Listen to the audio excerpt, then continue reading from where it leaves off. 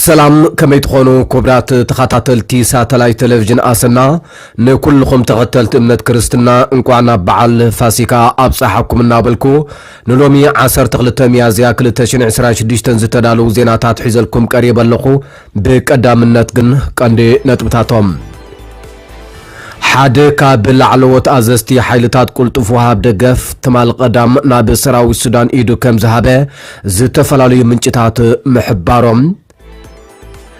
ኢትዮጵያ ንዝቀረበላ ሱሳሚታዊት ብጽሕ ተጠቃምነት ወደብ ምንጻግ ኣብ ኩንድኡ ምምሕያሽ ኮሪደራት ከም ዝጠለበት ዝወፀ ሓበሬታ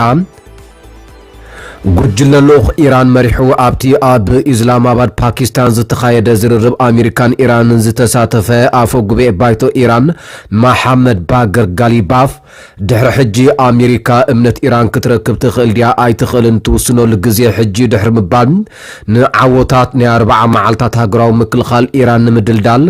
ዝገበርናዮ ጻዕሪ ንሓንቲ ደቂቁን ደው ኣይነብርን ክብል محنايو زوبلون كالوت زيناتات حزلكم قريب لخو كسام وداتام سيصنحكم كتكاتاتلو بخبري يعدم جيبوتي إثيوبيا زقربلا سوساميتاويت بصحي تطقامنت ወደብ ምንጻግ ኣብ ኩንድኡ ምምሕያሽ ኮሪደራት ከም ዝጠለበት ኣፍሊጣም حلافي ودبات الناس أجزاء جيبوتي أبزها وحبريتا هاجرو نيتوبيا زغربت الله أماراتي أبزخون كالا هاجر زيت جبر مخانو بمحبار انتخونه سب سلطان إثيوبيا نتزغرب اللهم صبق أمارات بمنساق كوريدرات اتودب مكفح زت قالله حافيشة ومتعراي كجبرو للزبل كال قال مجدي أمسيهم قبل جليسهم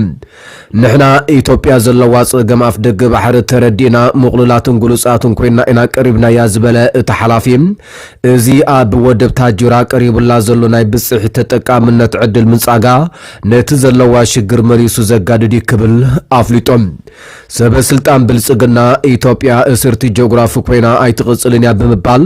ሃገሮም ወናኒት አፍ ደገ ባሕር ንምዃን ወደብ ዓሰብ ንምግባጥ ኣብ ዘቋምትሉ ዘለው እዋኒው እዚ ዜና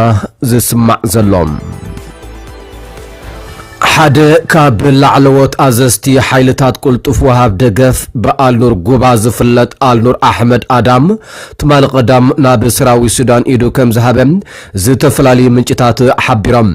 بجنرال حمدان داقالو زمراح بحيلتات وهاب قلطف دقف زفلت عطوق أب زوبا دارفور نتركب استراتيجيكاويت كتما الفاشر دحر مسآنو زي اتزل علوت هدرو سلطان زلوو نفلما ناب سراوي السودان إيدو زهب زلئم مجر جنرال آلنور أحمد أبتي استراتيجيكاويت كتما الفاشر نمكوزصار أنصار سراوي السودان ننوح أوار حبس تخايدة كبير كوينات أبقونتهم بقدو أبون شقن علي يعقوب زمرح عطقات بمخوان لعول تراكم زتساوته إيو زنقرلهم بمسرت سبساب معكنا زينا السودان مرحي حيلتات وهاب قلطف دقف جنرال حمدان داقالو أبون شوق طلال أزاز حيلتات زوبا سمين دارفور كخون دحر مشامو مجر جنرال آلنور أحمد ويكا قوبا نزو ساني مقوام سعبو دحر زقات مزي مسمما بأماي زغصرو نسوز مرحوم عطقاتن أصوار زتقت ملن تشكركر تزتقالل زتفلالي عينتات أصوار الحيزو ناب سراوي السودان مسمبارو قليسان أمريكان إيران أب باكستان كايدو زي جمرا كلتاو زررب سلام فيشال السعبو تم غنياز ملكات زتفلالي رئيتات يغرب اللوام بمسرت منقستاو معكنا زينا إيران كا أمريكا زقرب زي مخني طلبات نتوكينات نمقراز قبر زنبر زررب أفشلوا زبل كوينم كابلوخ إيران زتفلالي توبقوسوتاتو كوانتا توسدم زي مخني طلبات وغن أمريكا نتدردر كيسوغم عاقيتو تزتدما بزتزازي مكبل منقستاو فنو إيران إيراب آب تيليجرام آب زرقو حصحف قليسوم زكم زلن كالو تلازبت أمريكا تعزاز افتن تحبابرتن منباروم يزاروبم فانس بريزيدنت أمريكا دونالد ترامب نابزي سناي دليت حيسكا بمخاد أبس ممعك بصحصعر قبر إلو سديدنم كومو غيرنا حماقا قاتامو كوينغن زخون معبالك نقبر أي كالنا نيلوم نسو وسيخو أزي قليل حساب ناي موداتان زبلتن أقباب مرداء كم زقربة تزاريبم ክልቴን ሃገራት ንክልተሶም ዝጸንሕ ምቁራስ ጻብኦ ከም ዝገበራ ዝፍለጥ እዩ ሕጂ ዝቕጽል ስጉምትታት እንታይ ምዃኑን ተወሳኺ ዝርርብ ክካየድ መደብ ከም ዘሎን ንጹር ኣይኮነን ምክትል ፕሬዚደንት ኣሜሪካ ጄዲ ቫንስ ምስ ኢራን ድሕሪ ዝተኻየደ ነዊሕን ከቢድን ዘተም ነቲ ኩናት ኣብ ዘብቅዕ ስምምዕ ሰላም ከብጽሕ ድሕሪ ዘይምኽኣሉ ናብ ሃገሩ ኣምሪሕሎም ምስ ፍሉይ ልኡኽ ኣሜሪካ ስቲቭ ዊትኮፍን ኣማኻሪ ዋይት ሃውስ ጃረድ ኩሽነርን ደው ኢሉ ዝነበረ ቫንስ ካብ ኢስላማባድ ቅድሚ ምብጋሱ ንማዕከናት ዜና መግለጺ ሂብሎም ቀንዲ ዘለዓሎም ሓሳባት ከኣ ኣብ ፓኪስታን ከተማ ኢስላማባድ ን21 ሰዓታት ድሕሪ ዝተኻየደ ዝርርብ ሰላም ኣሜሪካን ኢራንን ነቲ ኩናት ንምቁራጽ ኣብ ስምምዕ ክበጽሓ ከም ዘይከኣላ ጠቒሱ ምስ ኢራናውያን ብርክት ዝበሉ ዘተታት ኣካይድና ኢና እዚኡ እቲ ጽቡቕ ዜና እቲ ሕማቕ ዜና ኣብ ስምምዕ ከም ዘይበጽሕና እዩ እዚ ድማ ካብ ንኣሜሪካ ንኢራን ሕማቕ ዜና እዩ ዝመስለኒ ይብል ቫንስ በቃ ኢራናውያን ንውዕላትና ኣብ ዝቕበሉሉ ኩነታት ክንብጽሕ ኣይከኣልናን ዝበለ እቲ ኣሜሪካዊ በዓል ስልጣን ወሲኹ ንቀዳማይ ሚኒስተር ፓኪስታን ሻህባዝ ሸሪፍን ፊልድ ማርሻል አሲም ሙነሪን ዘለዎ ናኣዳ ብምግላጽ ኣብቲ ልዝብ ዝኾነ ጉለታት እኳ እንተነበረ እዚ ግን ብሰንኪ ፓኪስታናውያን ዝሰዓበ ኣይኮነን ዘገርም ስራሕም ሰሪሖም ክብል ተዛሪቦም ቫንስ ብዛዕባ ኒውክሌራዊ ዓቕሚ ኢራን ምስተሓተተ እቲ ሃገር ሕጂ ይኹን ንመጻኢ ኒውክሌራዊ ኣጽዋር ከይህልዋ ደው ምባል ቀንዲ ዕላማ ፕሬዚደንት ኣሜሪካ ዶናልድ ትራምፕ ምዃኑ ጠቒሱ ወሲኹ ድማ ትራምፕ ኣብቲ ዝርርብ ተሳቲፉ ከም ዝነበረን እቲ ዝርርብ ኣብ ዝካየደሉ ዝነበረ እዋን ብተደጋጋሚ ምስ ዶናልድ ትራምፕ ይዘራረብ ከም ዝነበረን ሓቢሮም ኢራን ድሕሪ ወከልቲ ክልቲአን ሃገራት ኣብ ስምምዕ ክበጽሕሉ ዘይከኣሉ ዝርርብ ሰላም ኣብ ዝሃቦቶ መግለጺ ኣሜሪካ ካብ መጠን ንላዕሊ ጠለባት ካብ ምቕራብ ክትቁጠብ ኣለዋ ኢላ ወሃቢ ቃል ሚኒስትር ጉዳያት ወጻኢ ኢራን እስማዒል ባጋይ ኣብ ማሕበራዊ መራኸቢታት ኣብ ዝዘርግሖ ጽሑፍ ብወገኑ ነቲ ዝርርብ ጽቡቕ ክብል እኳ እንተገለጾም ዕውትነት ናይቲ ዝተኻየደ ዘተ ግን ኣብ ዕቱብነትን ሰናይ ድሌትን ተጻባእ ወገን ዝምርኮስ እዩ ይብል ባጋይ ብተወሳኺ ዋሽንግተን ካብ መጠን ላዕሊ ጠለባትን ዘይሕጋዊ ሕቶታትን ካብ ምቕራብ ክትቁጠብን ሕጋዊ መሰላትን ረብሓታትን ኢራን ክትቅበልን ኣተሓሳሲቦም መጻብቦ ሆርሙዝ ወደብ ኒውክሌራዊ ኢራንን ኩናት ኢራን ሙሉእ ብምሉእ ምውዳእን ኣብ ዘተወከልቲ ክልቲአን ሃገራት ካብ መንጎ ዝተላዕሉ ምዃኖም ይግለጽ ምክትል ፕሬዚደንት ኣሜሪካ ጄዲ ቫንስ ካብ ኢስላማባድ ዝወፀ ኮይኑ ብዛዕባ ኩነታት እቲ ዝርርብ ብወገን ኣሜሪካ ኣብ ቀረባ እዋን ክንሰምዕ ትጽቢት ይግበር ልኡኽ ኢራን ካብ ኢስላማባድ ከም ዝተበገሰውን ሙሉእ ንሙሉእ ወግዓዊ ዘይኮነ ማዕከን ዜና ኢራን ምህር ሓቢሩሎ ክብል ዝወፀ ዜና እውን ኣሎ እዩ እቲ ብኣፍኛ ባይቶ ኢራን መሐመድ ባግር ጋሊባፍ ዝምራሕ ልኡኽ ብቆጻጽራ ሰዓት ውሽጢ ዓዲ ሰዓት 9 ናይ ንግሆ ከም ዝተበገሰ እቲ ትካል ጸብጺቦም ምክትል ፕሬዚደንት ጄዲ ቫንስ ዝርከቦ ጉጅለ ልኡኽ ኣሜሪካውን ኣብቲ ዝርርብ ሰላም ኣብ ስምምዕ ክበጽሕ ብዘይምኽኣሉ ካብ ኢስላማባድ ከም ዝወፀ ተገሊጹሎም ሚኒስተር ጉዳያት ወጻኢ ሃገር መራሕቲ ክልቲኦም ሃገራት ንምዝርራብ ዓዲማቶም ዝጸንሐት ፓኪስታን ኣሜሪካን ኢራንን ተኹስ ደው ንምባል ዘለዎም ተወፋይነት ክቕጽሉ ኣተሓሳሲቡሎም እቲ ሚኒስተር ኣብ ኤክስ ኣብ ዝሃቦ መግለጺ ክልቲኦም ወግናት ብእወንታዊ መንፈስ ብሓባር ብምስራሕ ንዞባናን ኪኖን ነባር ሰላምን ድሃዋን ከረጋገጹ ተስፋ ንገብር ኢሎም ፓኪስታን ኣብ ዝቕጽሉ መዓልታት ኣብ መንጎ ክልቲኦም ወገናት ዘተ ኣብ ምምችቻእ ክትስዕር ምዃናውን እቲ ሚኒስተር ኣብ ዘውፅኦ መግለጺ ሓቢሩሎም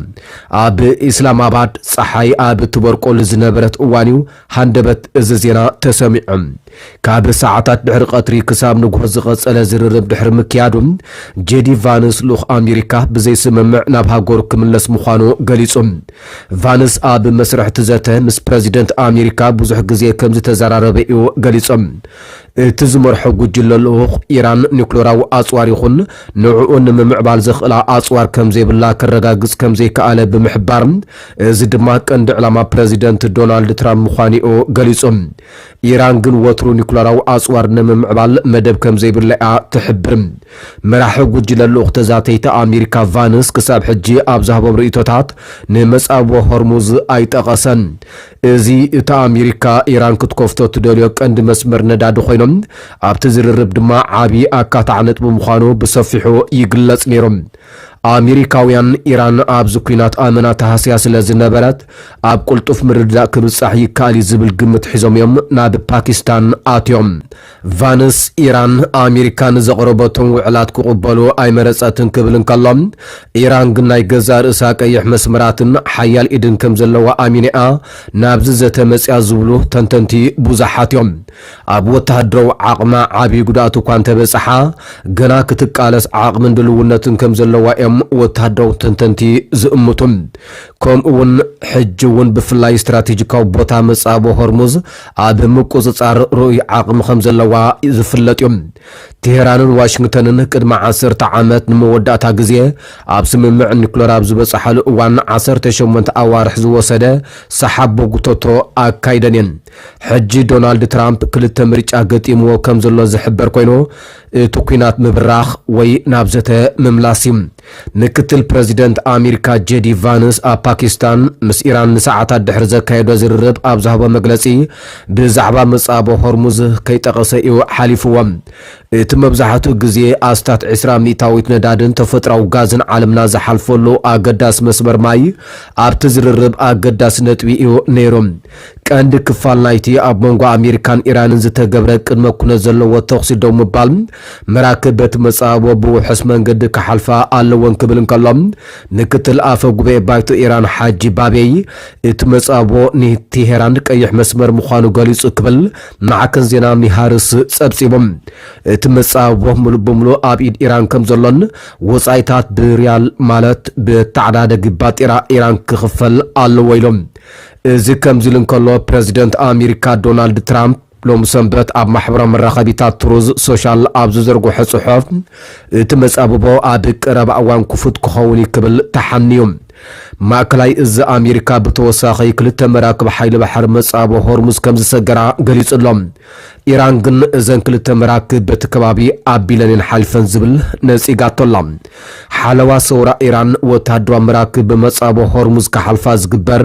ዝኾነ ይኹን ፈተነ ከቢድ ግብረ መልሲ ክወሃበ ይክብል ማዕከን ዜና ኤኤፍፒ ንመንግስታዊ ፈነወ ኣይሪፕ ብምጥቃስ ጸብጺብሎም። ብተወሳኺ ዜና ኣሜሪካ እምነት ልኡኽ ኢራን ክትረክብ ከም ዘይከኣለት ሓላፊ ጉጅለ ልኡኽ ልዝብ ኢራን ገሊጹ። ጉጅለ ልኡኽ ኢራን መሪሑ ኣብቲ ኣብ ኢስላማባድ ዝተኻየደ ዝርርብ ኣሜሪካን ኢራንን ዝተሳተፈ ኣፈ ጉባኤ ባይቶ ኢራን መሐመድ ባገር ጋሊባፍ ድሕሪ ሕጂ ኣሜሪካ እምነት ኢራን ክትረክብ ትኽእል ድያ ኣይትኽእልን ትውስነሉ ግዜ ሕጂ ክብል ኣፍሊጡ። ንሱ ኣብ ኤክስ ኣብ ዝጸሓፈ ጽሑፍ ቅድሚ ትልዝብ ኢራን ጽቡቕ እምነትን ድልየትን ከም ዝነበራ ኣስሚሩሉ። እንተኾነ ብሰንኪ ኣብ ሕሉፍ ክልተ ቅድሚ ሕጂ ዝተኻየዱ ውጋእ ዝነበራ ተመክሮ ኣብቲ ጸባእ ወገን እምነት ከም ዝሰኣነት ሓቢሩ። ንሱ ልኡኽ ኢራን ንቅድሚ ዝጥም ተበጉሶታት ኣልዒሉ ኣብ መወዳእታ ግን እቲ ተጻባእ ወገን እቲ ዝርርብ ኣብ ዝካየደሉ እዋን እምነት ልኡኽ ኢራን ክረክብ ኣይከኣለን ይብል። ኣስዒቡ ድማ ንዓወታት ናይ 40 መዓልታት ሃገራዊ ምክልኻል ኢራን ንምድልዳል ዝገበርናዮ ጻዕሪ ንሓንቲ ደቂቕ እውን ደው ኣይነብልን ኢሉ። እቲ ዝርርብ ጽዑቕ ምንባሩ ብምጥቃስ ፓኪስታን ነዚ ኣብ ምድላው ዝነበራ ጻዕሪ እውን ኣመስጊኑ።